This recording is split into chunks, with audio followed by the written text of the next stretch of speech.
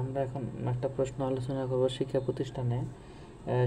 প্রতিষ্ঠানে শারীরিক শিক্ষা অপরিহার্য, আলোচনা করুন। এই প্রশ্নটা যদি আমরা এখন উত্তর করতে চাই, এখানে তিনটা বিষয় চলে আসবে। শিক্ষা প্রতিষ্ঠানে শারীরিক শিক্ষা অপরিহার্য, এর উত্তরে চলে আসবে হলো শারীরিক শিক্ষার যে শিক্ষা প্রতিষ্ঠানে অপরিহার্য, এর উত্তরে চলে আসবে হলো শারীরিক উন্নতির দিক, মনস্তাত্ত্বিক উন্নতির দিক, শারীরিক উন্নতির দিক, সামাজিক উন্নতির দিক। তাহলে তিনটা বিষয় চলে আসে। একটা হলো শারীরিক উন্নতির দিক, মনস্তাত্ত্বিক উন্নতির দিক, সামাজিক উন্নতির দিক। আমরা এখন আলোচনা করব শারীরিক উন্নতির দিক। যে শারীরিক শিক্ষার পাঠ্যক্রমে এমন ধরনের ব্যায়াম অন্তর্ভুক্ত করা উচিত যা অনুশীলন করলে ছাত্রছাত্রীদের অঙ্গ প্রত্যঙ্গগুলো খেলাধুলা করার সময় সঠিকভাবে সম্পৃক্ত হতে পারে। যেমন দৌড়, লাফ, নিক্ষেপ, সাধারণত জিমন্যাস্টিক্স, দড়ি বেয়ে ওঠা, দড়ি টানা, সাঁতার ইত্যাদি। এইসব খেলাধুলা ছাত্রছাত্রীদের চরিত্র গঠনে ভূমিকা রাখে। খ নম্বর, পাঠ্যক্রমে ছেলেমেয়েদের ক্রমোন্নতি ও শারীরিক বৃদ্ধি সম্বন্ধীয় বিষয় অন্তর্ভুক্ত থাকবে। গ নম্বর, ছেলেমেয়েদের ব্যক্তিগত সামর্থ্য অনুযায়ী কাজের একটি পৃথক তালিকা রাখতে হবে। ছেলেমেয়েদের ব্যক্তিগত সামর্থ্য অনুযায়ী কাজের একটি পৃথক তালিকা রাখতে হবে। ছেলেমেয়েদের আভ্যন্তরীণ কাজের চেয়ে বাহিরের কাজকর্মের দিকে বেশি জোর দিতে হবে, কারণ বাহিরের কাজের মাংসপেশির দ্রুত উন্নতি হয়। তাছাড়া সূর্যরশ্মি ও মুক্ত বায়ু শরীরের বৃদ্ধির অন্যতম সহায়ক শক্তি হিসাবে কাজ করে। এখন আমরা আলোচনা করব হলো যে মনস্তাত্ত্বিক উন্নতির দিক। মনস্তাত্ত্বিক উন্নতির দিক, শারীরিক শিক্ষার পাঠ্যক্রম ছেলেমেয়েদের মনস্তাত্ত্বিক বিকাশ লাভ এর অনুকূল হওয়া উচিত।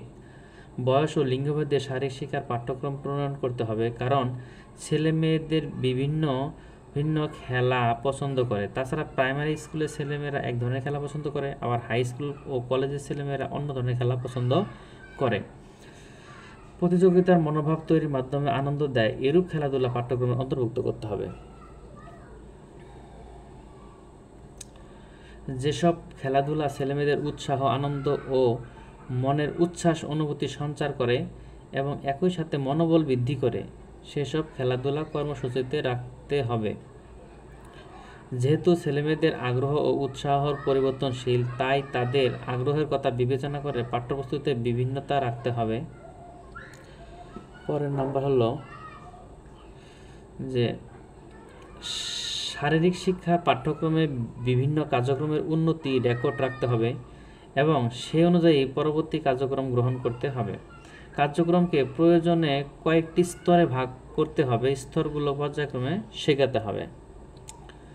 কার্যক্রমের গুরুত্ব অনুযায়ী পাঠ্যক্রম সাজাতে হবে, অর্থাৎ কোনো কাজটির পর কোন কাজটি করতে হবে তা উল্লেখ করতে হবে এবং খেলাধুলার কৌশলগত শেখার জন্য পর্যাপ্ত সময় দিতে হবে।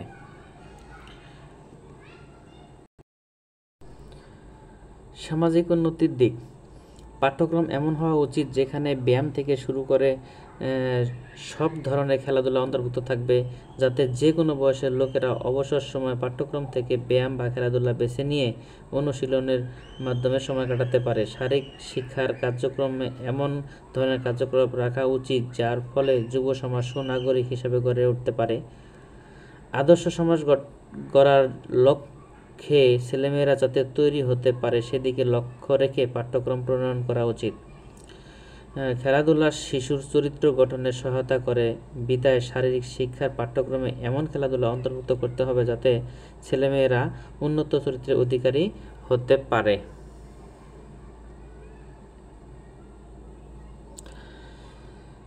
ছেলেমেয়েদের মন অযথা আড্ডা ও সামাজিক কোনো কার্যে জড়িত হয়ে না পড়ে সেদিকে লক্ষ্য রেখে শারীরিক শিক্ষার পাঠ্যক্রম তৈরি করা উচিত।